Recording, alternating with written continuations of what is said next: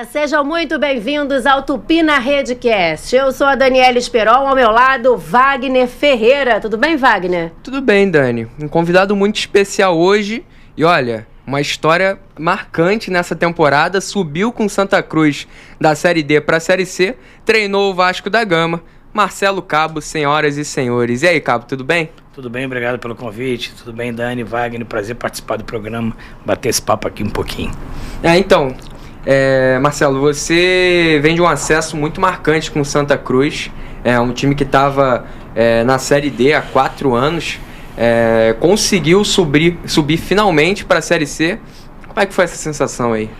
Talvez seja um dos trabalhos mais árduos que eu tive, né, nos meus 25 anos de carreira, porque foi a minha primeira vez numa Série D, num clube que tem muita cobrança, muita exigência, uma torcida fantástica, apaixonada, e você, quando vai dirigir o Santa Cruz numa divisão menor, você tem quase que uma obrigação de acesso, né? Então eu chego no momento de reestruturação do clube e aí a gente consegue, né, esse objetivo, que era o maior objetivo da temporada, que era subir de divisão com o Santa Cruz. Eu queria saber como é que funciona lá o clima, né? A gente estava conversando em off que a torcida do Santa Cruz tem muito a ver com o Vasco, né? A história, Clube do Povo. Conta um pouquinho pra gente sobre isso. Exatamente. Eu tive a felicidade de dirigir o Vasco da Gama e agora o Santa Cruz, e a semelhança é muito grande, né? Do Santa Cruz com o Vasco na questão do time do povo. É até uma história muito bacana, né? A própria construção do Arruda é bem parecida com a do São Januário, né? Os torcedores que construíram o Arruda, doando tijolo, cimento, areia, e construiu o gigante do Arruda, como todos nós, o mundão do Arruda, que a gente sempre cita. Então, assim, uma equipe que tem uma torcida que tem um engajamento muito grande.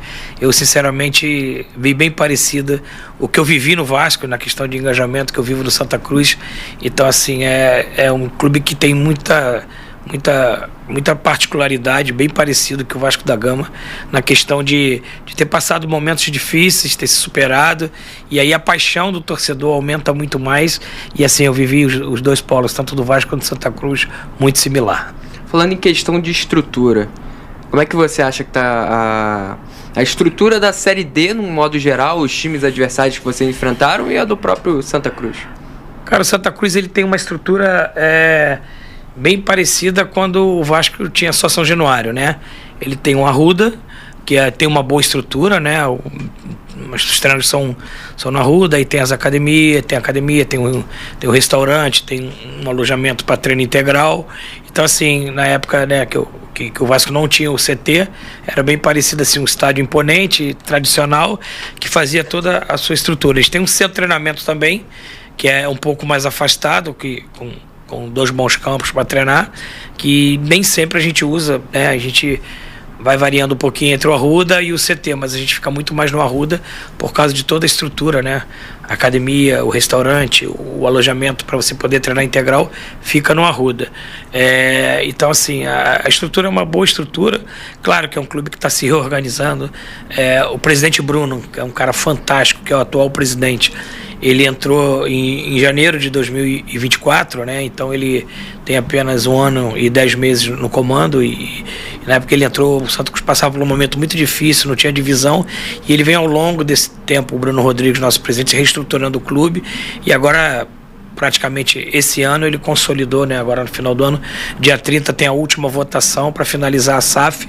É uma SAF de R$1 bilhão, é uma SAF que ele demorou 1 ano para poder consolidar todos os pontos, e é um clube que está se reestruturando, está voltando, crescendo para o cenário nacional.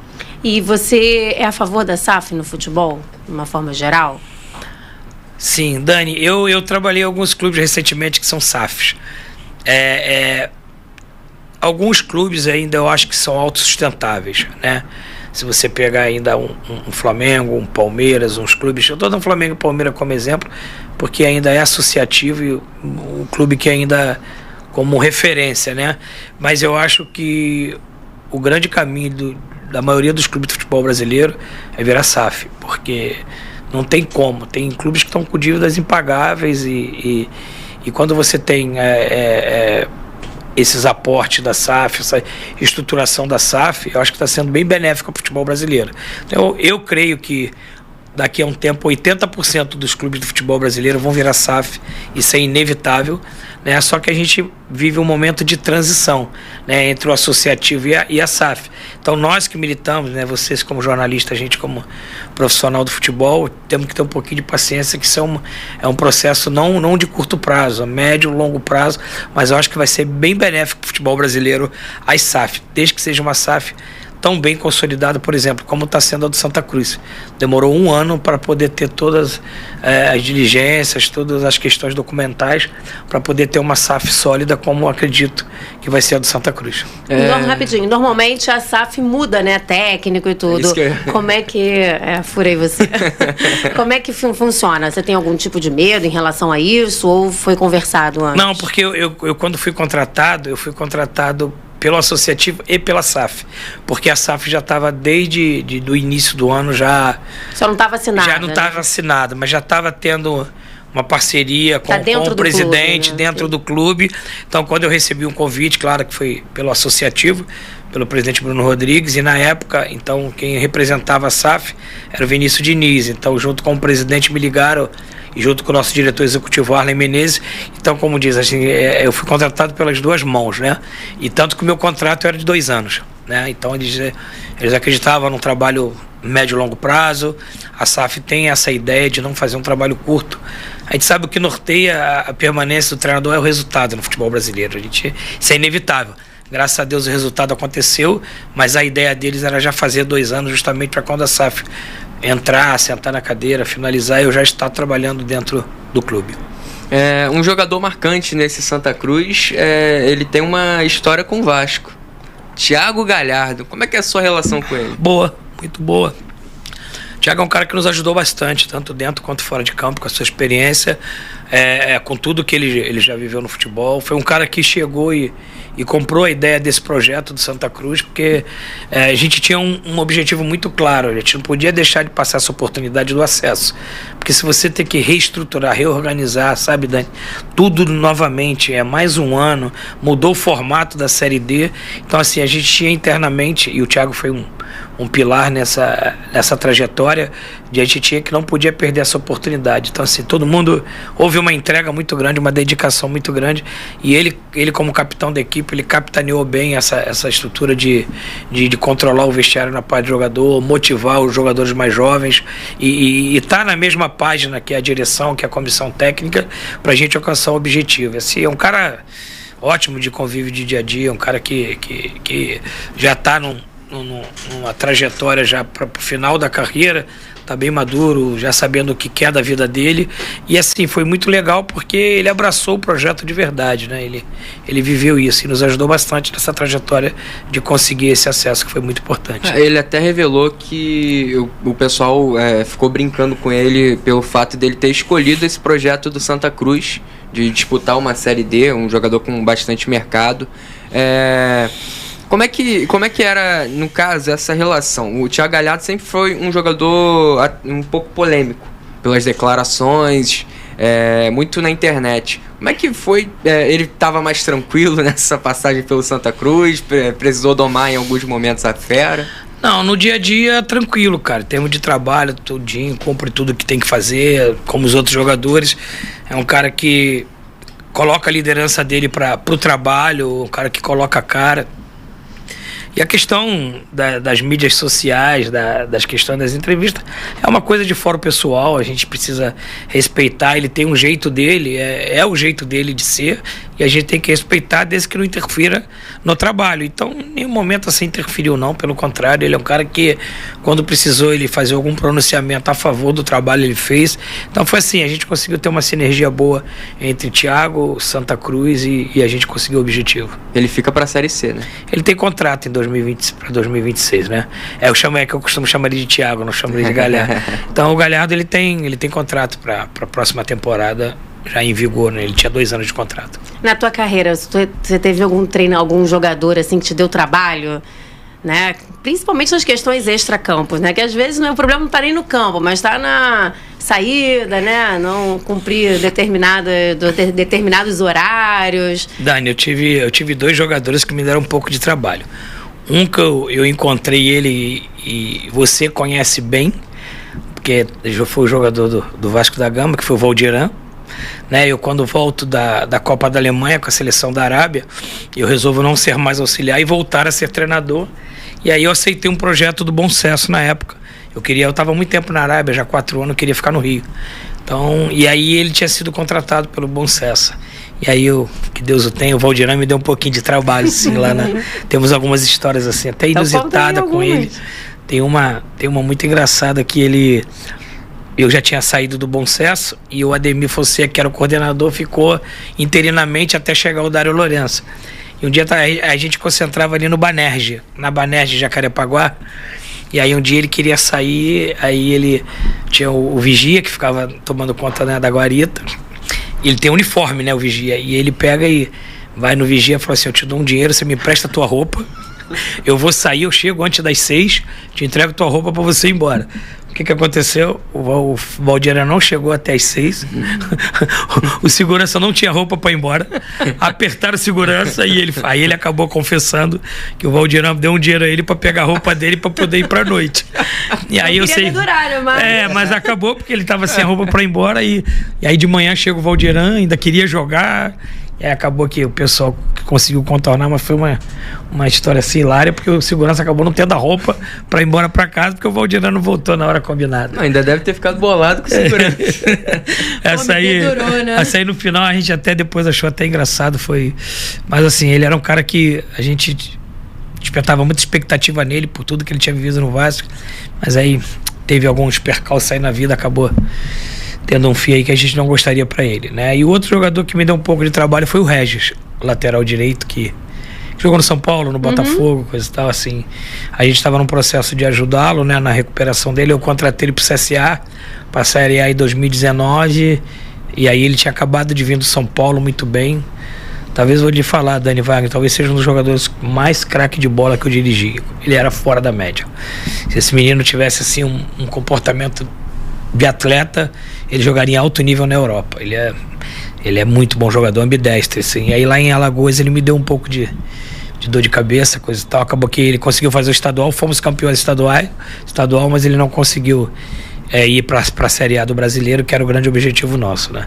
Então, da minha carreira, esses dois foi o que me deu mais um pouco. Mas o problema dele era mais noitada, no caso? Era também? Um pouco, sempre, era também, né? Um pouco de sair de noite, essas coisas todas. Mas é um menino, eram 2 caras fantásticos. Tanto o Valdiran na questão pessoal, quanto o Regis também eram pessoas fantásticas, assim, no dia a dia, no convívio. O Regis é até um cara muito dócil, sabe? Muito bacana. Mas assim, sempre 25 anos de carreira você vai encontrar alguns que a gente pode pontuar assim, contar algumas histórias bem legais. E qual jogador assim, se você pudesse, você levaria para todos os times que você trabalha? Tem um jogador que começou comigo e terminou a carreira comigo. Esse aí, se eu pudesse levar para todos os times, era o Maicon, volante do Grêmio. Tá. O Maicon, ele foi meu atleta no Sub-20 do Madureira, né, em 2003. E depois, ele já parando, eu convidei ele para ir pro CRB, e aí ele encerrou a carreira no CRB. O Maicon aí, ao longo dos anos, assim, ele começou e terminou comigo, passou a ser um amigo pessoal, assim, a gente tem uma relação muito bacana, e assim, é um jogador fora de série para mim.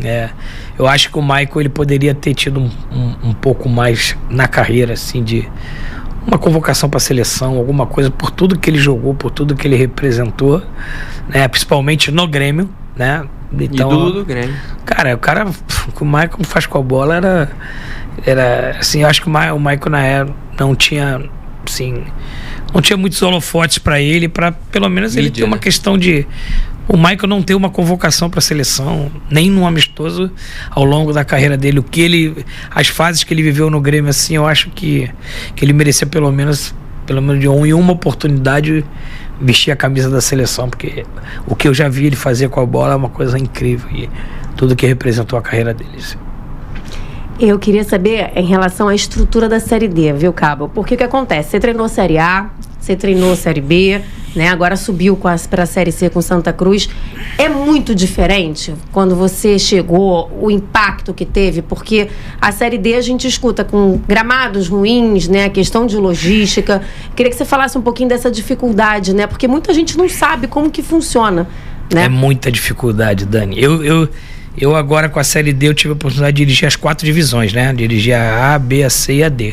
Pra mim, como treinador, eu acho muito legal, sabe? Assim, eu não me envergonho nada de ter dirigido a Série D. Eu até usei um exemplo, olha, guardada a devida proporção, não quero comparação, mas o professor multicampeão Parreira dirigiu o Fluminense na Série C, que até então era D. Né? Sim. Não tinha Série C na época, né? Não tinha D, né? Era C. Então o professor Parreira foi dirigir a última divisão do futebol brasileiro, numa instituição que dispensa comentário como Fluminense.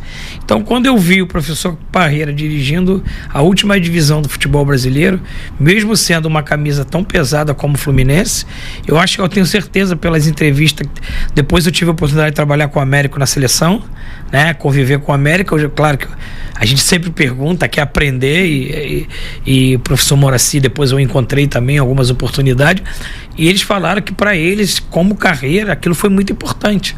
Ele ter vivido, o Parreira tinha acabado de ser campeão do mundo em 94, né? Então assim, não foi problema nenhum para mim, nenhum dirigir a Série D, mas é uma divisão muito difícil, sabe, Dani? Apesar de ser, tem uma vantagem que ela é regionalizada, né? Então assim, a gente só saiu do Nordeste para jogar a final contra o Barra. Então assim, o chaveamento acabou pegando todo mundo do Nordeste. Então assim, a questão de logística pra gente foi boa. Mas tem uma coisa que é muito ruim na Série D, que são os campos. O gramado, os jogos às 15 horas, porque tem boa parte dos estádios que não tem iluminação. E aí você pega, por exemplo, eu joguei um mata-mata fundamental pro acesso em Teresina. Só para você ter noção, 18 horas estava uma sensação térmica de 40 graus. Jogo 18 horas. O meu lateral direito, Natan, com 20 do primeiro tempo, já tinha pedido substituição. Ele não estava por causa da temperatura, da umidade muito baixa, ele não estava conseguindo respirar. Então assim, você encontra essas dificuldades, um gramado muito ruim e um clima muito ruim, e você tem que superar tudo isso. E aí que eu falo que você tem que estar bem preparado para poder, tem que ser muito resiliente para você passar por todos esses obstáculos, entendeu? Você vai decidir uma vaga, um mata-mata, foi o nosso segundo mata-mata, né? São 3, o Altos foi o segundo. Você, ali jogando uma temporada toda num jogo, num campo atípico. Então você encontra, eu joguei contra o Santa Cruz de Natal, num campo chamado Goianinha, lá em Natal, no interior. Cara, sem brincadeira aqui, nem quando tinha o departamento autônomo no Rio, os mais antigos vão saber o que eu tô falando, que era uma divisão que tinha a primeira, a segunda divisão, e não existia a terceira divisão do Carioca, era departamento autônomo. E alguns clubes tradicionais do Rio de Janeiro jogavam. Nem no departamento autônomo do Rio tinha um campo igual a Goianinha. E você tem que entrar 3 horas da tarde, 40 graus, e superar o teu adversário. Essa é uma das grandes dificuldades que a gente tem. Outra coisa que, se você não estiver muito atento, você acaba ficando na tradição e na camisa do adversário. Você vai pegar um adversário e fala assim, o adversário tal, não tem tradição. Os jogadores são desconhecidos. Só se você não estiver atento, você pega um time bem treinado, bem organizado, com bons jogadores. E isso tem muito na Série D, sabe, Dani Wagner? Se você não estiver atento, se não tiver a tua análise de desempenho, estiver muito atento, porque eu vou te dar um exemplo assim, o Maranhão subiu. O Maranhão, ele fez 4-0 no Asa, no agregado, que era primeiro colocado de todo o campeonato. Entendeu? E é o Maranhão. Quando eu fui analisar o Maranhão, falei, se eu não botar minha barba de molho, eu vou tomar de 4 também. Mudei meu sistema da minha equipe de jogar, joguei mais reativo, mais fechado, ganhei no agregado de 1-0. Entendeu? Mal comparando ao que está acontecendo com o Mirassol na Série A, né? Exatamente. Um clube que não tem tradição, bem treinado e até então invicto, jogando em casa, né? Exatamente. Como é que você consegue numa Série A quase terminar o campeonato e você tá invicto em casa? É uma coisa assim que nem os clubes que eu costumo falar que do G12, né? São os clubes mais tradicionais do Brasil, pra gente poder falar, nem o clube do G12 talvez consiga isso, passar um turno invicto, né? E ver o trabalho do Guanás praticamente assim. O campeonato todo, né? Porque você vê que a gente tá na reta final do campeonato faltam brasileiro. 2 jogos dele em casa, né? Ele foi 17, não é isso? Exatamente. Você vê, só o Flamengo e o Mirassol. Isso é fantástico, né? O Flamengo é quase como uma equipe imbatível dentro do Maracanã. Então assim, você vê o brilhante trabalho do Mirassol. eu fico muito feliz porque eu conheço o Juninho de muitos anos, né? O presidente do Mirassol, desde quando o Mirassol não tinha divisão, porque eu tenho uma história assim bem bacana com o Mirassol, porque quando eu cheguei no Atlético Goianiense em 2016, que eu fui campeão brasileiro, o meu primeiro jogo foi contra o Oeste, não me lembro, não sei se foi Votuporanga, alguma cidade ali perto. Nós treinamos no Mirassol, não tinha nem o CT, era só o estádio, só 10 anos atrás. E ali eu conheci o Juninho, e a gente conversando, você via que era um trabalho muito difícil, muito árduo, ele sozinho esse tempo todo. E eu volto em 22 com o CRB para treinar no Mirassol, e eu encontro o Juninho já com aquela estrutura do CT, né, com a venda do Luiz Araújo, e ele fala para mim: Cabo, esse ano se eu não subir da C para B, eu não sei se eu aguento o ano que vem na questão financeira, porque eu sou sozinho. Aí eu conversando com ele, era início de brasileiro, eu tava na Série B, ele lá na C. Aí eu falei: Juninho, vai que vai dar certo, você tá batendo na trave. E acabou que aquele ano ele subiu para B e depois ele agora tá na A. Muito legal a história do Mirassol. Uma outra dúvida que eu tive com essa questão da Série D é quanto à logística. Você ter que viajar do Recife para Teresina, como é que funcionava isso? Tudo era de ônibus? Não, tem uma logística pronta pela CBF. Até 700 quilômetros você vai de ônibus. Eles te proporcionam o melhor ônibus que você possa escolher, né? Você escolhe o ônibus. Mais de 700 quilômetros já é de avião. Entendeu? Isso é uma coisa que poucas pessoas sabem. Lá, para a questão de custo da CBF, eles regionalizam por causa disso. Então, por exemplo, vou te dar um exemplo assim, na minha chave de grupo, na minha fase de grupo, eu tinha as equipes ali do Rio Grande do Norte, que era o América, e aí eu tinha algumas equipes ali da Paraíba, que daí eu ia de ônibus, mas quanto ferroviário, eu já tinha que ir de avião, porque já era mais de 700 quilômetros. Eles regionalizam, mas às vezes a distância você tem que ir de avião. Mas boa parte da fase de grupo você faz de ônibus, questão de custo para a CBF. Qual foi a pior viagem assim que vocês fizeram esse ano? Todas foram boas, assim, em termos de viagem. A mais distante de ônibus foi Souza, 9 horas. Mas assim, aí você pega um ônibus bom. Aquele ônibus que deita, o leite? Não, aí é... Pelo menos assim, o Santa Cruz tem essa vantagem, assim. Por exemplo, assim, teve jogos importantes que eles alugavam 2 leito-cama. A CBF te dá um valor e você pega e acrescenta.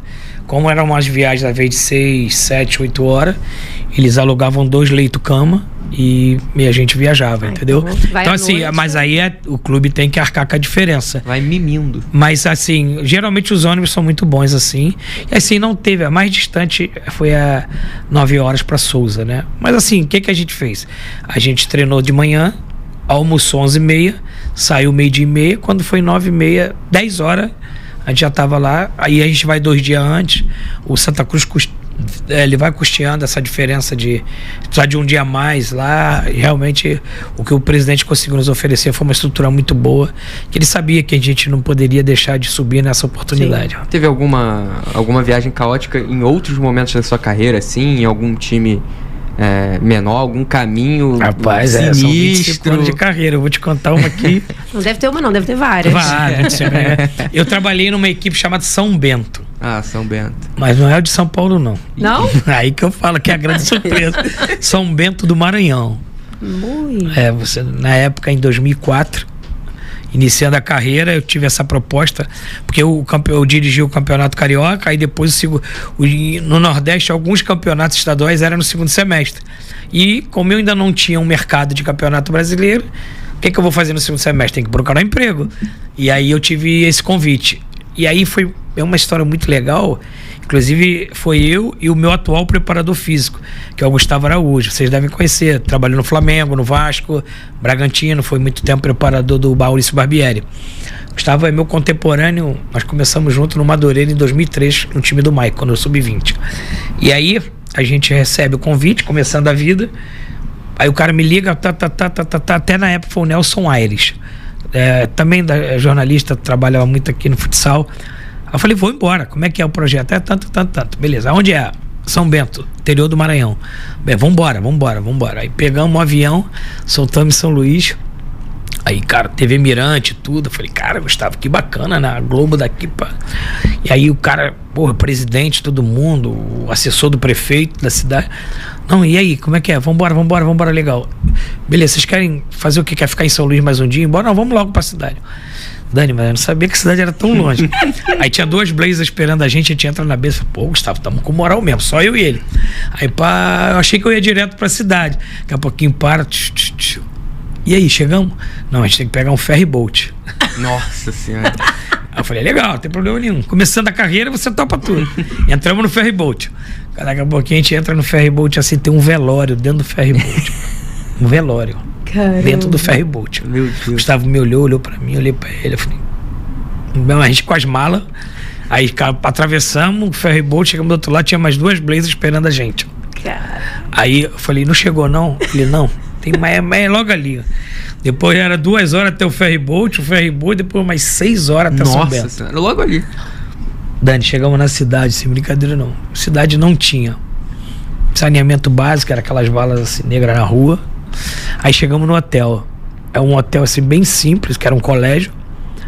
Aí falou, eu preciso dar uma ligada pra família.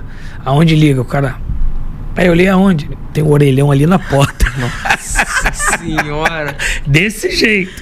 E aí eu falei, cara, mas não, toma as fichas aqui, liga. Aí entramos, pá, morava. Falei, mas é um quarto pra cada um? Não, é vocês 2 no mesmo quarto. Aí eu falei, legal, vambora. Aí o Gustavo olhava pra mim, olhava pro Gustavo. Cama? Não, aí não, né? Aí começamos, pá, fomos dar o treino, né? Tudo interior, aquele campinho, pá. Primeiro jogo a gente vai jogar em Imperatriz. 13 horas de viagem. Olhamos o ônibus sem ar-condicionado. Nossa senhora. O nome era Tigrão. Aí quando a gente entra assim, o mecânico na frente. Aí, quem é ele? Falei, é o mecânico. Se o ônibus quebrar, ele já conserta na viagem. Nossa. E aí depois tem mais história nisso. E aí foi. Você ficou quanto tempo lá? Um estadual completo. Nossa. E tu isso acredita? A gente chegou na final do primeiro turno. Perdemos pro Motoclube. A final do primeiro turno. Ao segundo turno a gente não conseguiu ir bem. A final foi Motoclube Imperatriz. A gente até na época bateu o Sampaio Correia.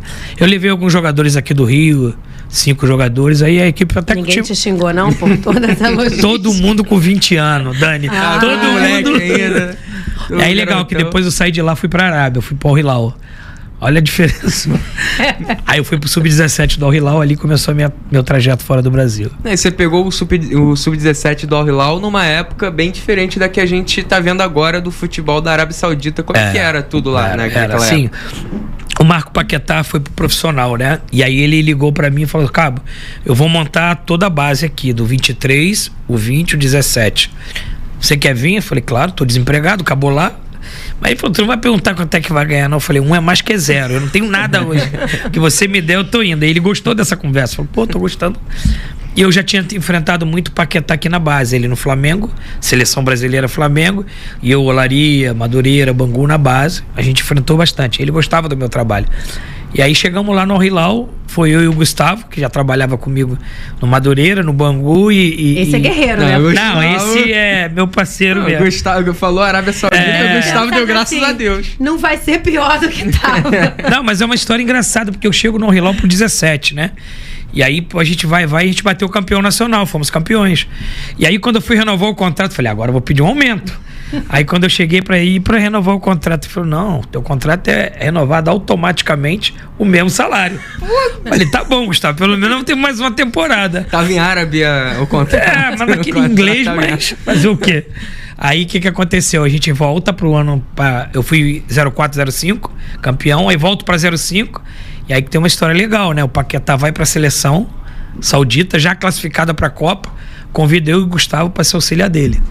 Aí eu saí do 17 do Hilal pra Copa da Alemanha, como auxiliar dele. Ah, legal. E como é que foi essa experiência? Foi aí, assim, nós chegamos pra dar o treino, tô vendo o Paquetá lá 4 horas da tarde, eu falei, Gustavo, aconteceu alguma coisa. Ele falou, vem aqui na minha sala. Eu falei, Gustavo, nós vamos ser mandados embora? Mas, pô, começamos o campeonato bem, aquele temor, sabe, Dani, andando. Aí ele chega na sala e fala assim, ó, Caldeirão, que era o treinador argentino, brigou com o Príncipe, saiu, a seleção me chamou, eu quero que o Marcelo seja meu auxiliar e você meu preparador físico.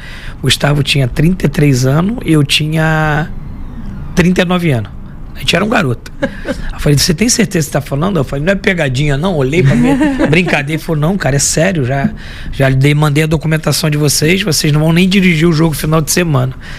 Cara, assim, tipo assim, eu ganhava um tanto, quadriplicou meu salário. Aí mudou nossa vida aí, né? Porque aí deu pra já fazer uma poupancinha, mudar a vida. Ficamos de 2005 a 2007 na seleção, com o Paquetá. Aí foi muito legal. E a experiência da Copa foi uma coisa assim fantástica, né? Fantástica, assim. A gente chega só a preparação já foi uma coisa que a Arábia fica muito tempo na Europa se preparando na pré-temporada. Então a gente passou esse período de 05 ali, agosto, 10 meses só viajando, pré-temporada na Europa. Pra quem tá em ônibus sem ar-condicionado. Porra, isso um ano atrás. Aí como é que a vida dá um looping, né? E aí assim, e só diariazinha em euro, a coisa melhorando. E aí foi muito legal, assim, a gente chega na Copa, pega uma chave de Tunísia, Ucrânia e Espanha. Essa Espanha campeã do mundo 2010 do Tic-Tac já era a Espanha de 06. Nós perdemos só de 1-0, graças a Deus, né? Mas foi, assim, uma experiência ímpar, assim, muito legal, bacana. E como é que foi se adaptar à cultura, né? Tipo, tudo muito rápido, alimentação, né? Dani, assim, a necessidade faz o sapo pular, né? Eu digo isso aí, a gente vai se adaptar. Porém, eu já tinha, assim, em mente trabalhar fora do Brasil. O Gustavo, por sorte, estudou nos Estados Unidos. Ele passou 8 meses fazendo intercâmbio.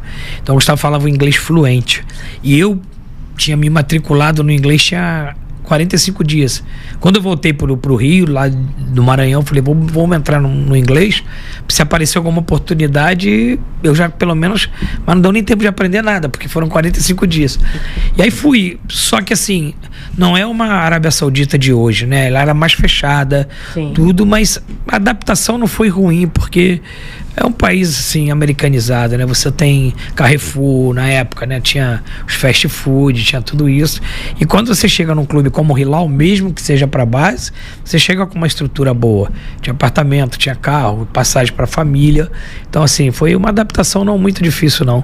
Riad é uma cidade muito boa, né? Os amigos voltaram lá, o Gustavo depois voltou para o Hilal há pouco tempo com o Micali, falou que é outra cidade. Agora, mulher já pode dirigir, mulher pode ir ao estádio. A cidade praticamente, com o novo rei, abriu, entendeu? Então, se modernizou muito. Mas foi legal, foi tranquila a adaptação, assim. A gente era trabalho, casa, né? E ali num restaurantezinho quando podia, coisa e tal. Mas, na verdade, a gente foi lá para vencer. Não podia voltar fracassado, sabe? Tipo assim, é minha oportunidade de ouro, tudo que a gente ralou aqui, sabe? Interior do Maranhão, coisa e tal, falava pro Gustavo, irmão, a gente tem que vencer aqui. Todos os percalços que tiver, a gente vai ter que passar por cima. E graças a Deus a gente depois foi pra seleção, ficamos até 2007 lá. Depois das 30 horas de viagem no calor... A vida deu uma ajudada. Não, aí depois, graças a Deus, não tem que ir. Aí depois era avião moderno. Não, aí vai pra seleção, é só business, né?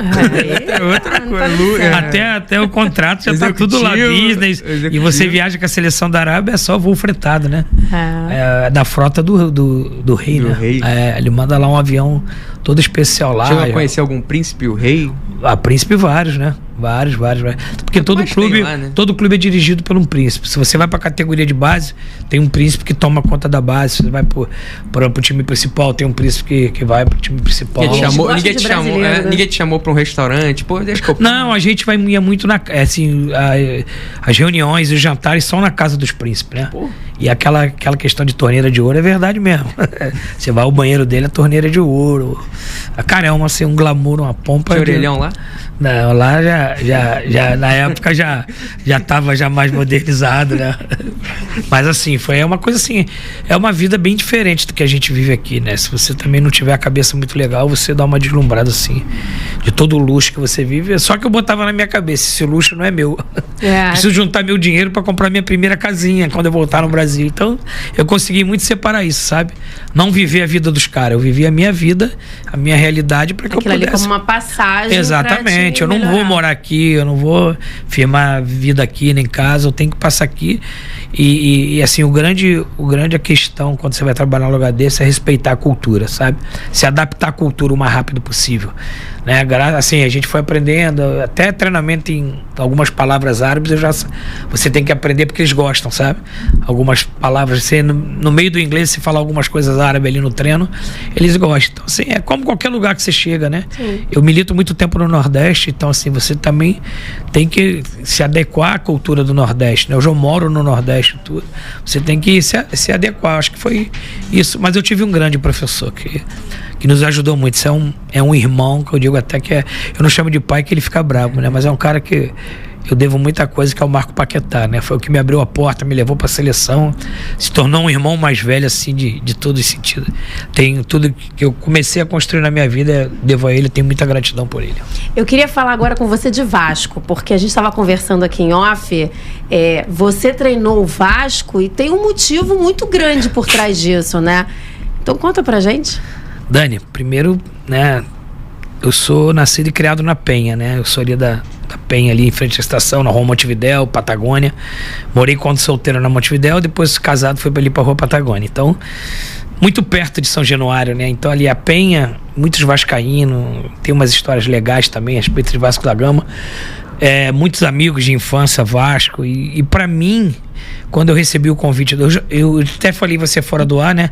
Durante o Brasileiro de 2020, pouca gente sabe disso.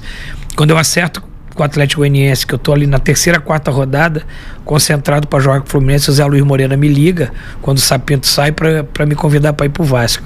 Você imagina, o sonho de dirigir um clube do Rio de Janeiro como o Vasco, você tem um convite na Série A, só que eu tava a 4 jogos no Atlético, e eu tenho uma identificação muito grande com o Atlético, pelo título, eu não podia deixar o Adson na mão, mas eu te confesso que eu fiquei uma noite sem dormir, cara, quando o Zé Luiz me ligou, eu falei que era tudo que eu queria na minha vida, era dirigir o Vasco na Série A, mas eu não posso ser leviano aqui com o Adson, eu não fui, aí veio o Vanderlei, aí eu continuei no Atlético, o Vasco cai, eu mantenho o Atlético não só na Série A, como vai pra Sul-Americana, mas aí chega o convite do Vasco, e quando chega eu falei, cara, ninguém diz não pro Vasco 2 vezes, ninguém.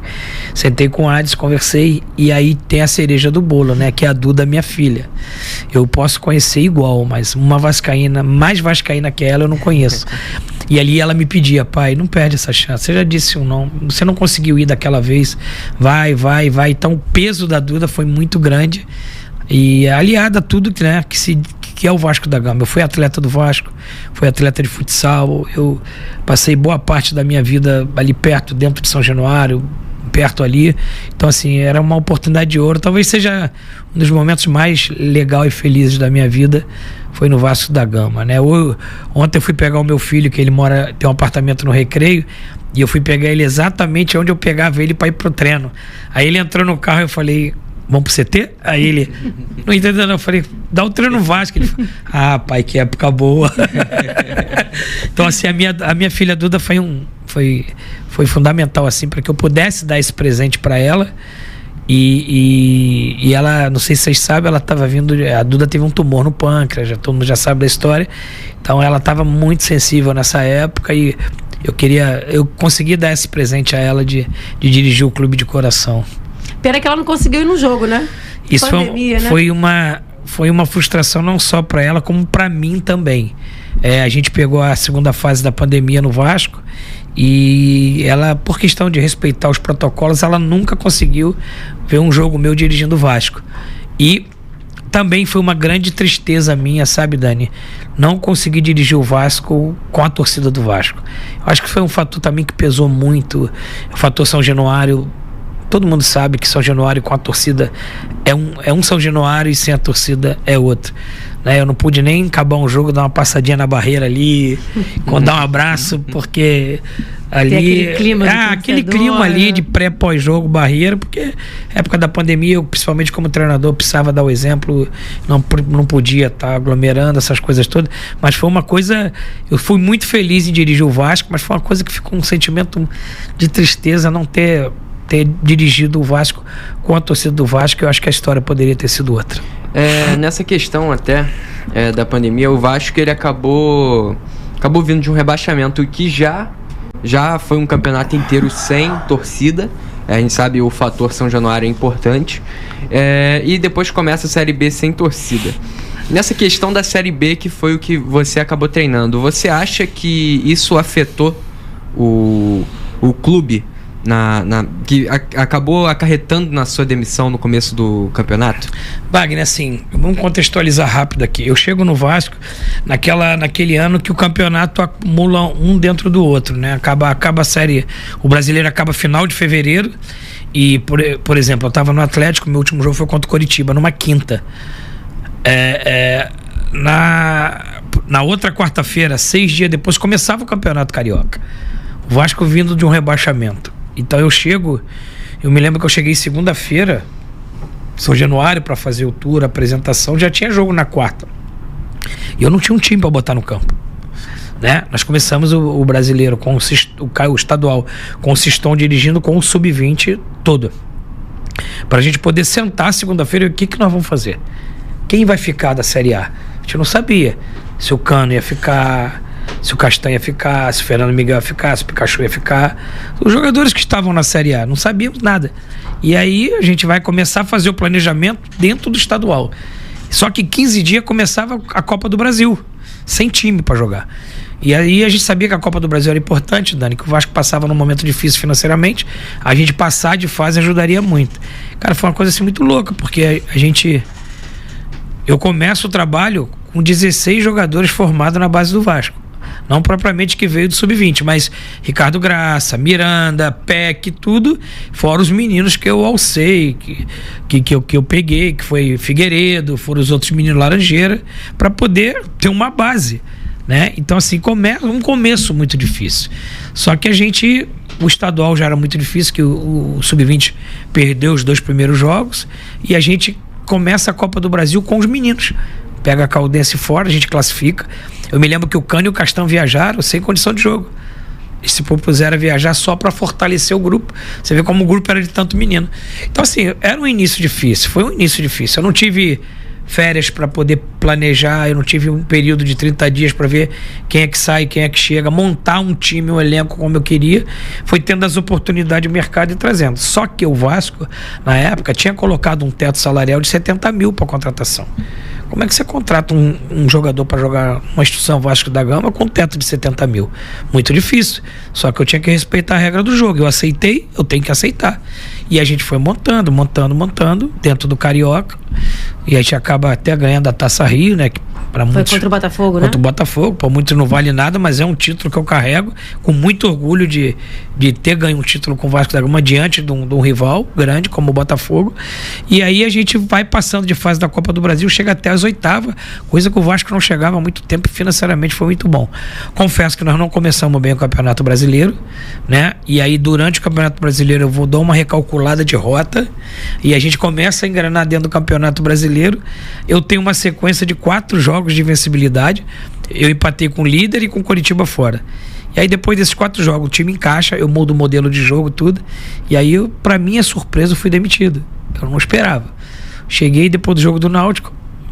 Existia, claro, um clamor para que trocasse, mas eu acho que faltou convicção do que a gente estava fazendo no dia a dia.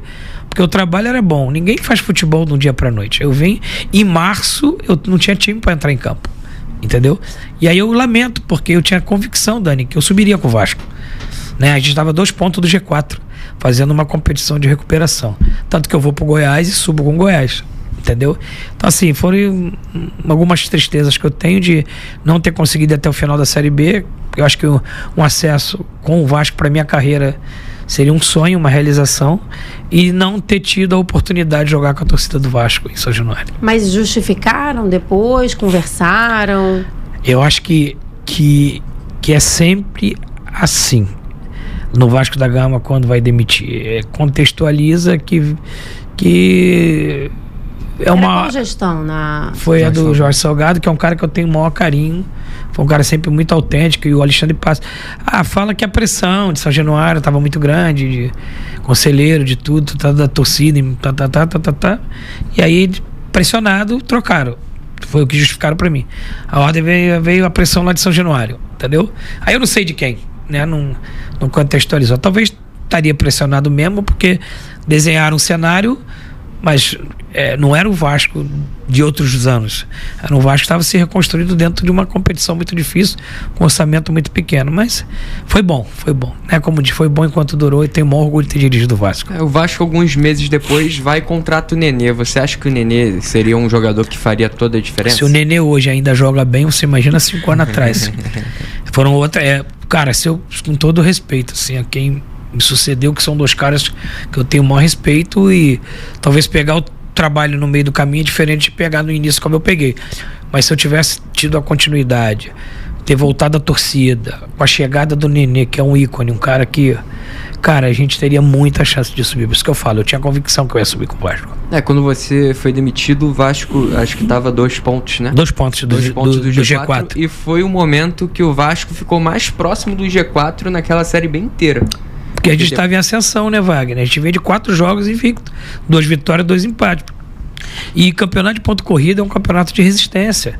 Você tem que entender que você vai oscilar. A gente oscilou no início do campeonato, né? Mas a gente ali já estava... Eu modifiquei a plataforma de jogo do time, fiz alguns encaixes que acabou dando certo. Fiz um time um pouco mais reativo, coisa que a torcida do Vasco não gosta, mas era necessário naquele momento, a gente detectou, e aí vieram as vitórias. Tá, apertada, 2-1, 1-0, mas, cara, depois, no ano seguinte, quando subiu, foi igualzinho. Jogando assim. Foi exatamente como eu tava jogando. E subiu. O importante, o Vasco naquele ano era subir, entendeu? E a gente conseguiria. O começo do Zé Ricardo no ano seguinte é até um pouco parecido com o seu em questão do Brasileiro. Eram muitos empates. O time não brigava para ser líder, mas brigava ali pelo G4.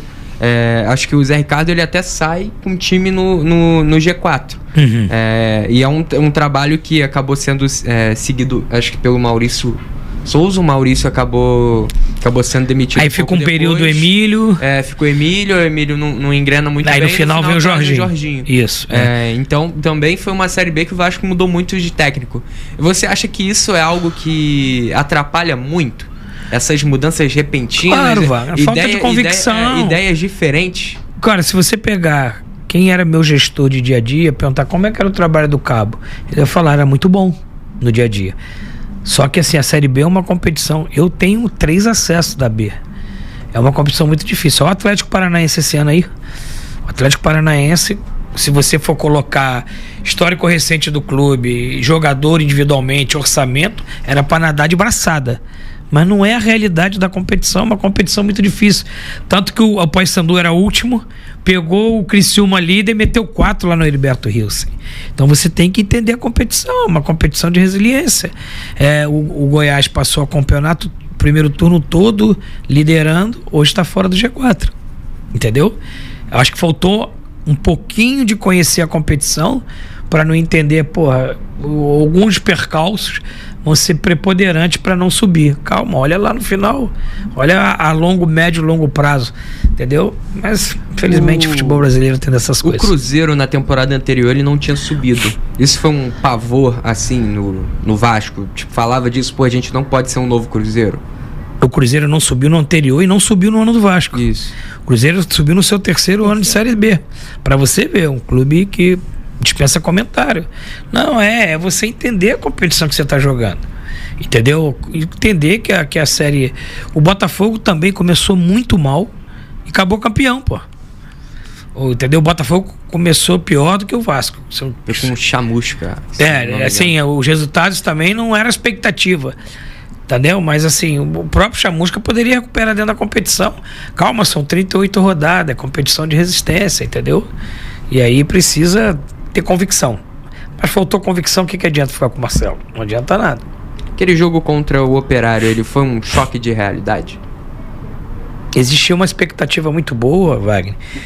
Vocês não devem estar lembrados. É porque a gente criou essa expectativa. Meu início do Vasco foram 10 jogos invictos. Não sei se você lembra. Eu fui perder a invencibilidade num jogo que eu joguei com o time reserva contra o Madureira, na semifinal da Taça Rio, que o Laranjeira foi expulso com 15 minutos do primeiro tempo, a gente perde de 1-0. Até ali eu estava 10 jogos invicto. Então criou-se uma expectativa. Nós ganhamos do Flamengo depois de 17 jogos no Maracanã e 5 anos e pouco. Flamengo vindo campeão da Libertadores de 19.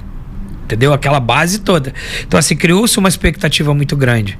Agora, expectativa e realidade, sabe? A gente mesmo tendo essa dificuldade toda que eu te falei, mas a gente começou fazendo um bom trabalho.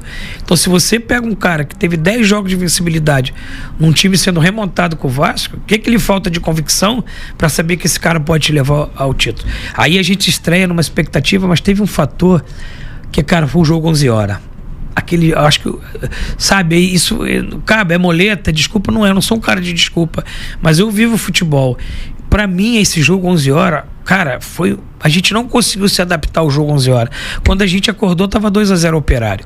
E a gente praticamente deu os 2 gols. E assim, o Operário entrou no jogo nos respeitando muito grande. A gente via bem na Taça Rio, vinha bem na Copa do Brasil, a gente tinha conseguido já montar um time, uma base, sabe, mas calhamos de jogar mal naquele dia. E aquela toda expectativa veio por água abaixo e todo mundo começou a falar que Vasco nós vamos encontrar daqui pra frente. E aí criou essa expectativa de um início. Esquece todo o trabalho. De um início não muito bom, mas é um campeonato de 38 rodadas. Você vai se recuperando dentro da competição. Não, e essa vitória contra o Flamengo foi a penúltima do Vasco contra o Flamengo. Foi a minha e depois a do Barbieri. Isso aí, e depois teve mais. Se você pegar aí o número de jogos que o Vasco está sem ganhar o Flamengo. E num momento talvez mais difícil. Até meu jogo em 21 era 17. Se você botar de 21 até hoje, tá pra lá de 40 jogos, 50 jogos, ganhou 2. Um aspecto muito ruim. E como é que foi depois o vestiário nesse jogo aí contra o Flamengo? Cara, se eu te falar que a gente tava muito alegre, claro que tava, né? Tem que perguntar como é que foi em casa, né? Foi assim, cara, a gente... É um jogo diferente, né? Um Flamengo e Vasco. Flamengo, eu me lembro que o Flamengo, eu acho que teve um desfalque, só teve um jogador do time titular que não jogou. E eu não sei se você lembra que o jogo foi adiado? Lembro. Sim. Só que a gente já tava entrando no ônibus para ir para concentração. O jogo foi adiado na véspera, às 5 horas da tarde, chegou o comunicado. O time já estava pronto para treinar e nós ficamos muito, muito puto. Desculpe até o termo, que eu não gosto de ficar falando desse termo. A gente ficou muito puto, já preparado para entrar no ônibus para ir para concentração. Cara, isso eu acho que deu um puta combustível na gente, porque o Flamengo conseguiu cancelar o jogo e a gente tudo preparado. E aí a gente foi, cara, ali internamente preparando. Principalmente jogar contra o Flamengo é trabalhar muito o mental. E o que a gente conseguiu passar para os jogadores, que aquilo era Vasco, né? Que, apesar das circunstâncias, eu que vi dezenas de Vasco e Flamengo desde 1975, que eu vou ao Maracanã, então eu vi toda a década de 70, de 80, eu vi mais de dezenas de Flamengo e Vasco. Eu sei o que é um Flamengo e Vasco. E na época a gente conseguiu transmitir isso para os jogadores, entendeu? Acreditar naquilo que a gente estava fazendo. E apesar do Maracanã não ter público, né, a gente sabia quem a gente estava representando, o tamanho da torcida do Vasco. Eu acho que esses elementos, o cancelamento do jogo, coisa e tal, a gente conseguiu criar uma vibe boa pro jogo e confiança, principalmente, né? Jogar contra o Flamengo, você tem que ter confiança. Pode dar certo, pode dar errado, mas você precisa ter confiança, principalmente se tratando de Flamengo e Vasco. Né? Em casa, a Duda comemorou muito? Cara, ela diz que foi um dos dias mais felizes da vida dela. Porque, assim, o pai tem uma vitória diante, né, no clássico, né, da grandeza de Flamengo e Vasco. E assim, e no final nós ficamos muito chateados. E nós tomamos um gol no último lance do jogo, pô. A gente queria ter levado 3-0. A gente acaba tomando o gol do Lincoln lá na última bola do jogo. Eu lembro que a gente desceu muito chateado pro vestiário, porque a gente queria ter vencido 3-0. É um gol que meio dá uma duchazinha de água fria, mas foi um momento legal, porque a gente precisava ali de confiança, autoafirmação, era um time novo, a gente fez uma partida muito boa, e essa partida boa nos levava à sequência do trabalho, entendeu? Todos os treinadores que a gente traz aqui, a gente faz a mesma pergunta, mas não tem como fugir disso. O que você acha do Ancelotti como treinador da seleção brasileira e toda essa questão, essa polêmica que envolveu ele nas últimas semanas, de outros treinadores pegando no pé dele? O momento era para o Ancelotti no futebol brasileiro. Eu acho que nós tivemos, os treinadores brasileiros, as suas oportunidades, e nós não conseguimos entregar o resultado. Eu lamento da gente não ter tido a oportunidade. São profissionais que tiveram. O Tite ficou 8 anos, cara, e representou muito. O Tite fez campanhas maravilhosas. Eu vivi a seleção brasileira, eu fui observador técnico do Dunga. Eu vivi com o Dunga mais ou menos o que o Tite viveu nos 8 anos dele de seleção. Fiz pré-Copa do Mundo muito boa, campeão da Confederações, como a gente foi, primeiro colocado na eliminatória. Mas Copa do Mundo é uma coisa muito curta e cara, assim, você perde um jogo, você perde todo o teu trabalho, como foi o nosso caso em 2010 para a Holanda. Então, assim, o Tite teve um ciclo muito legal, que eu acho que nos representou muito bem, um cara que tem uma admiração, respeito, eu acho que é um ícone pra gente do futebol brasileiro. E depois a gente não conseguiu a sucessão do Tite, né? Passou pelo Diniz, que foi eu digo que é um novo treinador, um jovem treinador em termos de seleção brasileira. Foi o perfil que traçaram, vamos buscar um novo treinador, uma coisa nova, não deu certo. E aí vem o Dorival, que tem um perfil mais parecido com o do Tite. Foi o cara que eu admiro, tenho um carinho. Teve um voo que eu fiz com a minha equipe, encontrei a seleção no mesmo voo, fui conversando com ele, com o filho dele, um gentleman. Mas, cara, não deu certo. Então, eu acho que o Ancelotti, eu acho que é o que tinha de melhor no mundo para dirigir a maior seleção do mundo. Entendeu? Então, assim, é um cara que tem muito a nos agregar, tem muito a passar pra gente, um treinador multicampeão. Então acho que falar dos títulos e dos trabalhos do Ancelotti é um cara que traz um perfil europeu, que eu acho que acrescenta muito para nós, principalmente para mim acrescenta bastante. Eu gosto de ouvir as entrevistas, quando eu tenho a oportunidade de ver os treinamentos da seleção, né, nos cortes lá da CBF TV, eu vou lá e vejo que a gente está sempre aprendendo. Então eu acho que o momento é muito bom para trazer o Ancelotti. Eu acho que ele tem que fazer essa Copa e continuar o ciclo, porque eu me lembro que o Klinsmann, ele perdeu a Copa da Alemanha e depois ele e o Joaquim continuaram e foram campeões do mundo na frente, né? A mesma comissão técnica, não sei se foi o Klinsmann saiu, o Joaquim foi campeão, mas assim, eu acho que a continuidade é tudo. Nós temos um cara multicampeão, um cara que é uma referência. Esquece passaporte, se é italiano, se é português, se é brasileiro, se é argentino. Ele é muito competente. Então, como eu tive oportunidade de trabalhar na seleção da Arábia e fui muito bem recebido, eu tenho que receber todos eles muito bem aqui, né? Em cima disso, sem querer te cortar. Oswaldo de Oliveira e Leão, o que você tem a dizer? Opiniões pessoais, Dani. Assim, é opinião, cada um tem a sua. Eu não vou fazer juízo de valores, porque eu tenho um respeito pelo Emerson Leão, que eu não conheço. O Oswaldo é meu amigo, eu gosto muito. Sempre foi um cara, uma referência para mim como treinador, né? Mas é opinião. Só que a opinião dele não pode ser a opinião dos treinadores do futebol brasileiro. São opiniões pessoais. Eu não vou julgar e não vou fazer juízo de valores, porque a opinião, depois que você emite palavras, é igual flecha, não volta, né? E aí cada um vai arcar com o que falou, né? Mas o meu respeito máximo aos dois profissionais não pode falar assim, os treinadores brasileiros. Não. O Marcelo tem uma opinião, o Leão tem uma, o Oswaldo tem outra, o professor Tite tem outra, os outros profissionais têm outra.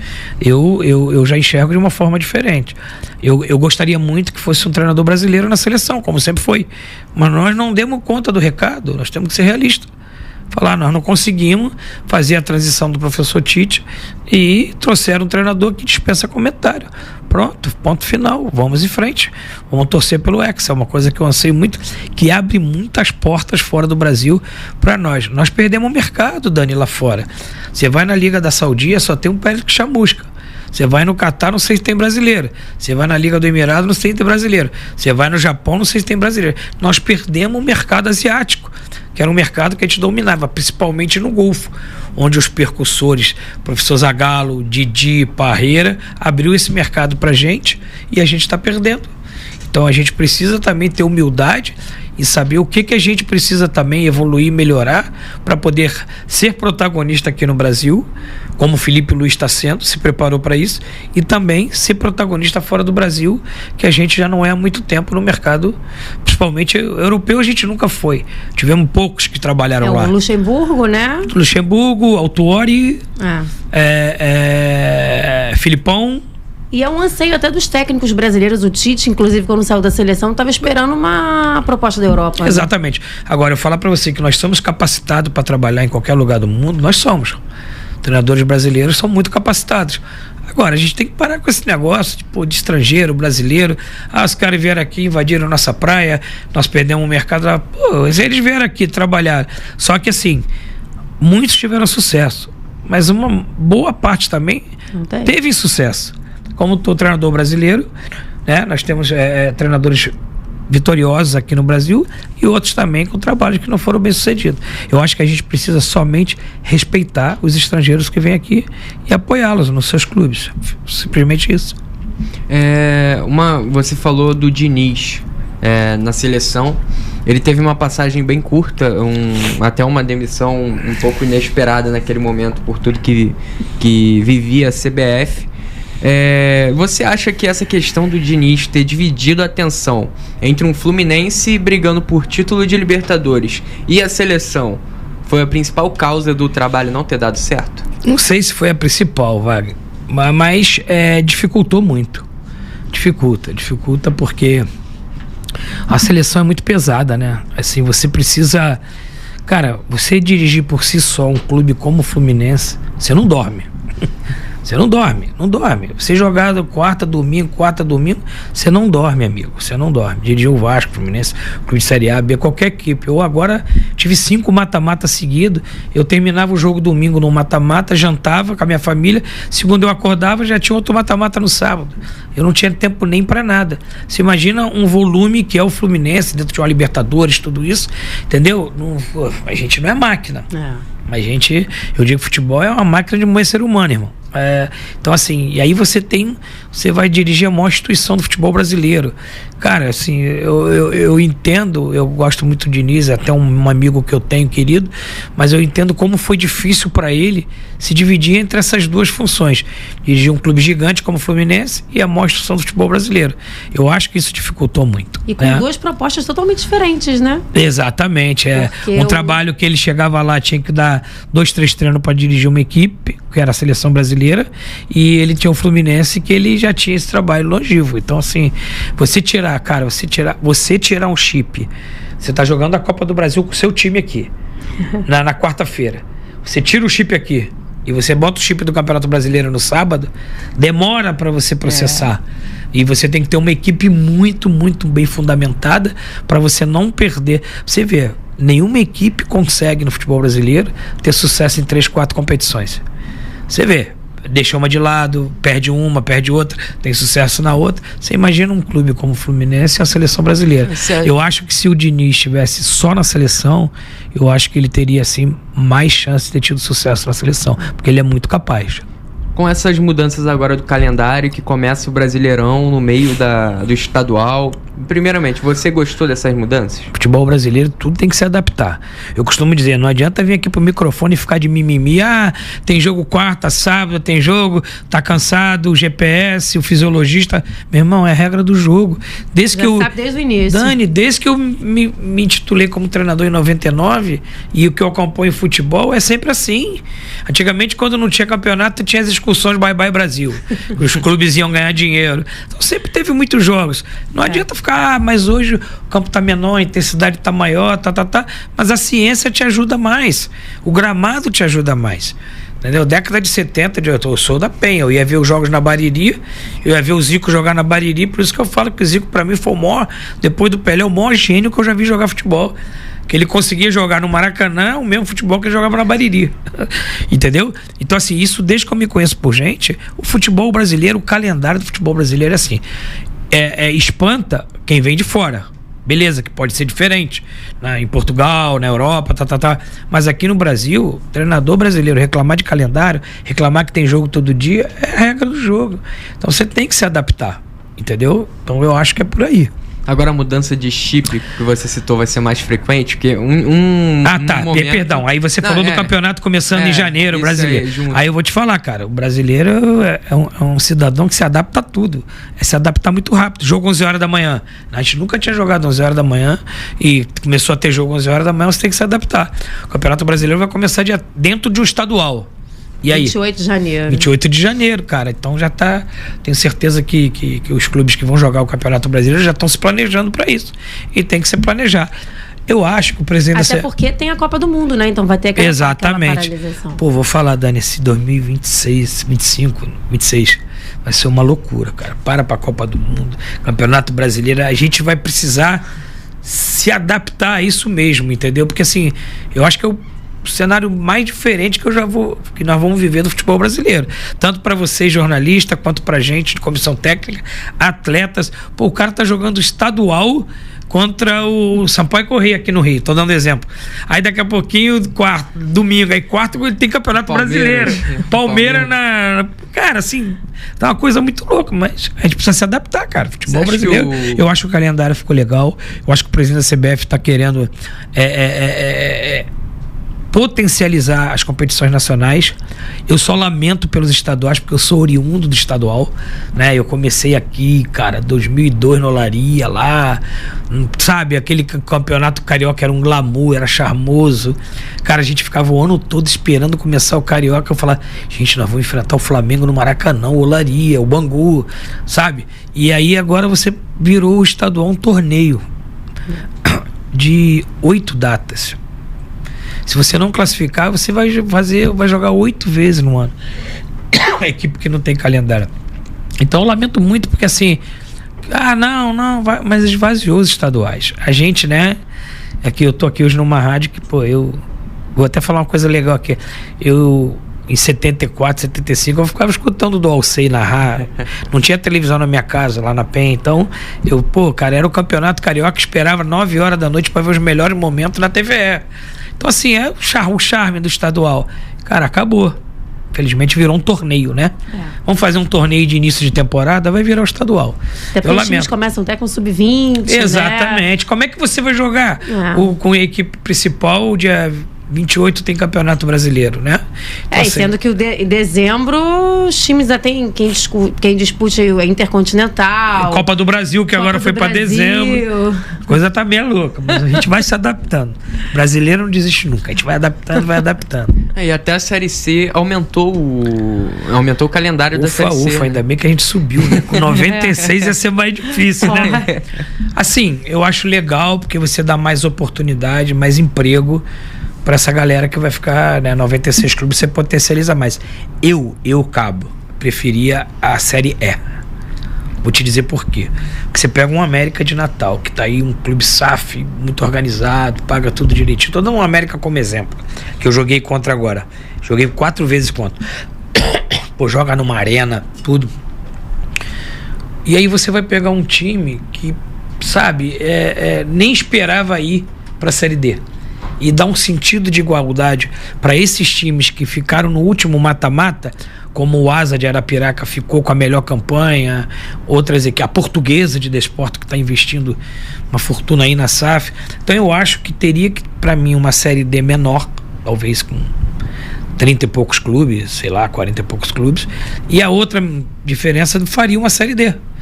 Você pegaria ele por ranking ou tudo, os que foram pro mata-mata, que disputaram a Série D esse ano, e mais alguns clubes por ranking, faz uma Série D e faz a Série E. Acho que você botar tudo dentro de uma caixa. Você acha que nesse calendário de agora, os estaduais, um estadual só para times pequenos, você acha que funcionaria?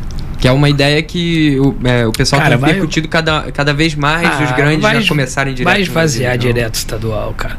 Qual é a grande motivação que eu tinha quando eu dirigi Olaria, Bangu? Era jogar com os grandes, claro, pô, cara. E até pro jogador, né? Exatamente, o próprio jogador, exatamente. Você trabalha, você espera, cara, o ano todo aquele jogo. Mesmo que o Flamengo entre com um time alternativo, tá? Que também não podemos condenar isso, porque como é que vai fazer? Né? O Vasco entra com um time alternativo, tá enfrentando mas o vai enfrentar o Vasco, cara, entendeu? Vai enfrentar o Flamengo, talvez o Flamengo no Maracanã, o Fluminense no Maracanã. Então, assim, você esvazia o estadual, né? Então, assim, fica muito ruim. Eu não gostaria. Eu na minha opinião, assim, o calendário, como mudou, ele vai fazer para os times pequenos ao longo do ano, né? Porque a preocupação do presidente da CBF é ter calendário para os times menores, pequenos. Exatamente. Não é esvaziar o campeonato estadual, né? Ele quer botar. Isso é ponto bom, né? Pros não, ponto positivo. Eu acho que pro Olaria, porque chega no meio do ano, cadê? Os contratos acabam, o jogador fica sem jogar. Né? Isso aí é importante, né? Não, eu acho que isso foi um lado legal do presidente da CBF, sabe? Ele aumentar o número de clubes, né, no calendário nacional, as competições nacionais. Na minha opinião, por isso que eu te falo, eu só gostaria que tivesse a Série E. Seria o mesmo número de times, mas você também selecionar aqueles times que já tem o melhor ranking na Série D, coisa e tal. Mas assim, eu acho que a questão do calendário acaba diminuiu as datas dos estaduais, assim. Cara, o estadual vai ter 45 dias para os times que não classificarem. Entendeu? Sim. E depois vem o mata-mata, dá 2 meses. 8 de janeiro, 11 de janeiro a 6 de março, que são as finais, entendeu? Eu queria só fazer uma curiosidade. A gente tem aqui na Série A, a gente reclama muito da arbitragem, né? A gente vê aí que tem que profissionalizar os árbitros. Como que é a arbitragem nas séries B, C e D? Dani, na D eu não tive problema, incrível que pareça, não tive, assim, chegar pra você e falar assim, um lance emblemático, e olha que na primeira fase os assistentes eram locais, só vinha o árbitro de fora, incrível assim, não falar pra você, o assistente do jogo contra o América de Natal em Natal, ele errou, que criou dúvida na gente, não teve. Incrível que pareça, até parabenizar mesmo, já falei em outras oportunidades, não teve, aí depois já quando perto do mata-mata já trouxeram os assistentes de fora, aí no mata-mata já teve o VAR, assim, teve um gol nosso contra o Maranhão, mas foi um lance assim meio duvidoso que o VAR deu a falta do William Alves. A gente ia fazer 1-0 contra o Maranhão numa semifinal, mas é aquele lance assim, será que o William subiu nas costas, não subiu? Ficou ainda em dúvida, mas não, a gente viu depois com calma, viu que não foi falta. Mas assim, não teve nenhum lance polêmico, achei muito legal assim, a arbitragem da D. Sabe por quê? Eu tô gostando muito dos jovens árbitros. Eles estão vindo muito bem formados, sabe? E a Série D, muito árbitro novo, sabe? Lançando, pra lançar e assim, cara, errou como erra a qualquer momento. Mas assim, eu gostei muito eu tô gostando muito tecnicamente da nova geração de árbitros, assim, pelo menos o que eu deparei com esse ano, assim. Aí depois na fase de mata-mata já botaram os FIFA, já botaram os árbitros mais fortes pra apitar. Você acha que precisa de uma reciclagem na arbitragem? Para que melhore? Eu acho que sim, profissionalizar, reciclar, formar novos árbitros, porque assim, eu não vou citar nome, mas você pega um árbitro top do futebol brasileiro, ele apita domingo, quarta, sábado, segunda, você precisa às vezes descansar um pouco a imagem dele. Entendeu? Assim, ele descansa quando ele erra, né? Exatamente. Aí não é legal pro árbitro, entendeu? Pelo menos apitou, apita, deixa ele fora dessa rodada pra ele pelo menos ver um pouquinho de fora, entendeu? E o cara também descansar um pouco a imagem dele, principalmente os árbitros mais top do Brasil, mais top, assim. Então, assim, eu acho que precisa formar novos árbitros. E eu vi que esse ano, por exemplo, assim, o meu jogo, não me lembro qual é o jogo, lançou um árbitro do Pará, jovem, agora tá até pitando Série A. Cara, ele veio falar comigo assim, numa humildade, assim, Cabo, isso é não sei se foi o primeiro jogo da final ou se foi o jogo contra o América, sei que a arena tinha 45 mil pessoas, sabe, uma vibe boa. O cara veio falar, esse aqui é um jogo mais importante da minha carreira, eu vou dar o meu melhor aqui, coisa e tal. Ele fez uma arbitragem muito bacana, e agora eu tô acompanhando ele, tá pitando jogo de Série A, teve até umas polêmicas aqui, com ele Série A tem muita polêmica, né? E assim, e eu vejo assim, são novos árbitros que eu acho que tem que ter mais árbitros, porque até para você descansar e deixar aquele árbitro X para apitar os jogos mais fundamentais, principalmente na reta final. Então você acha que o caminho seria profissionalizar os árbitros? Também acho, claro, com certeza. Profissionalizar os árbitros e reciclar, dar mais estrutura para eles, entendeu? O cara não pode, por exemplo, apitar um jogo importante do final de semana, um Flamengo e Palmeiras, no sábado, e o cara sexta-feira trabalhar até 7 horas da noite na empresa dele. Entendeu? O cara não concentra, entendeu? Ele precisava pelo menos ter ali os principais, ter essa parte mais profissional da coisa. E a questão do VAR em si, assim, você acha que o VAR veio para conturbar a situação ou veio para... Eu acho que pode melhorar, sabe, Dani? Eu acho que pode melhorar, porque a gente julga muito o VAR, mas a imagem, ela atrai muito, né? A imagem em câmera lenta, ela te traz uma noção, a imagem é mais rápida, te traz outra noção. A imagem também trai. E às vezes o cara que está comandando o VAR, ele também tem que tomar uma decisão rápida. O cara viu 1, 2, 3 vezes. Quantas vezes a gente vê o lance 5 vezes aqui e tem dúvida do que aconteceu? Entendeu? Então, assim, principalmente nas questões do vermelho, que o pé sobe mais um pouquinho, aí na câmera lenta ela te dá uma noção, a outra. Então, assim, cara, eu acho que pode melhorar muito. Eu acho que principalmente, você falou da reciclagem, da preparação, a equipe de VAR, ela tem que se preparar melhor. Sei lá, aí não me pergunta como, mas eu acho que pode se preparar melhor. Existe um treinamento até com a própria imagem, né? Exatamente, diferenciar, escolher a melhor imagem, isso, né? Dani, que a imagem trai, cara. A imagem trai. E o cara, ele não tem ali... às vezes o VAR demora, mas às vezes você tem ali... Ele por tanto pedir celeridade, eles mesmo aceleram o processo para tentar te dar uma resposta rápida e acaba errando, acaba sendo traído. Cabo, agora a gente vai pro nosso... Já encaminhando, né? Pro final, a gente vai pro nosso bate-pronto. Que papo bom! A gente vai pro nosso bate-pronto aqui, que a gente vai te colocar numa situação delicada. Mas eu não fico em cima do muro. Então vamos ver. Olá. É o treinador que mais te inspirou. A gente pegou aqui treinadores do futebol brasileiro mesmo. Filipão ou Abel Braga? Vou te falar por que o Filipão.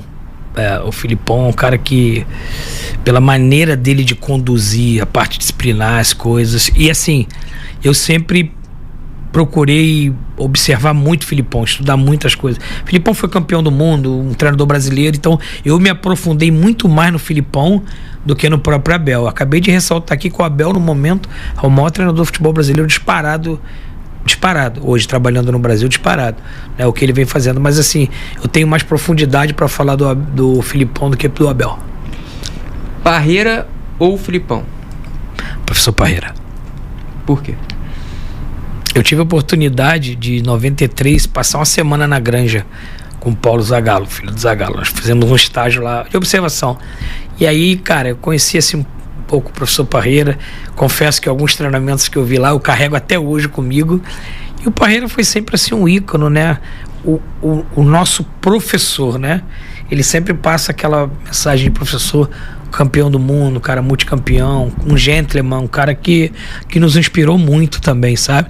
E é um cara que traz uma trajetória muito bacana. Em 70 ele era o preparador físico da seleção, com 20 e poucos anos, né? Então ele fazia a transição de preparador, treinador, campeão do mundo, multicampeão, treinou a Europa também, o Valência. Então assim, é um cara que traz muita inspiração para nós. Parreira ou Tite? Parreira. Parreira ou Muricy Ramalho? Parreira. Parreira ou Vanderlei Luxemburgo? Eu gosto muito do Vanderlei. Vanderlei. Porque o Vanderlei ele traz... O Vanderlei é um cara multicampeão. Eu gosto muito dele. Ele é um cara que ele gosta de mim também. A gente se encontra, é tipo um paizão conversando. Ele me encontra, meu filho, como é que você tá? Como é que tá teu trabalho? Às vezes eu encontrei no aeroporto, nos restaurantes, e ele sempre com uma atenção assim muito, muito carinhoso comigo. Mas o Vanderlei, ele traz aquele negócio assim mais sanguinário, mais sabe, mais volúpia e mais clube, sabe? Mais clube assim. Aí eu me identifico mais com ele por causa disso. Vanderlei ou Tele Santana? Cara, eu vou te confessar que assim, eu vi pouco. O Tele é um mestre, né? Mas assim, como treinador, eu me aprofundei pouco no Tele, né? Claro que a gente ouve falar 2 Copas do Mundo. O Tele pré-Copa do Mundo de 82, 86 ganhou tudo. Mas assim, tu me falou Tele ou Vanderlei. Eu vou ficar com o Vanderlei no sentido de conhecer mais o Vanderlei, entendeu? Um jogador que queria ter a chance de trabalhar. Pode ser qualquer geração? Qualquer geração, pode ser até estrangeiro. Zico, pô. Sabia que ele ia falar. Tá louco. Ele deu um exemplo já tinha falado. Aqui. Fala do Zico. O que é o Zico pra você? O Zico é meu amigo, porque meu amigo, eu dirigi a equipe dele, então Zico já conversamos muito, já me aconselhou muito. Cara, falar do Zico é falar assim de um cara que quando eu era pequeno parecia que era super-herói, sabe? Sim. Eu não achava que era de carne e osso. Eu que vi ele fazer, a gente ali que é da geração de adolescente ali dos anos 70, 80, a gente nunca achava que poderia chegar perto do Zico. Parecia um super-herói. E ele, cara, ele é assim, como pessoa, é um cara fantástico. A humildade do Zico é uma coisa que contagia, né? Ele como pessoa.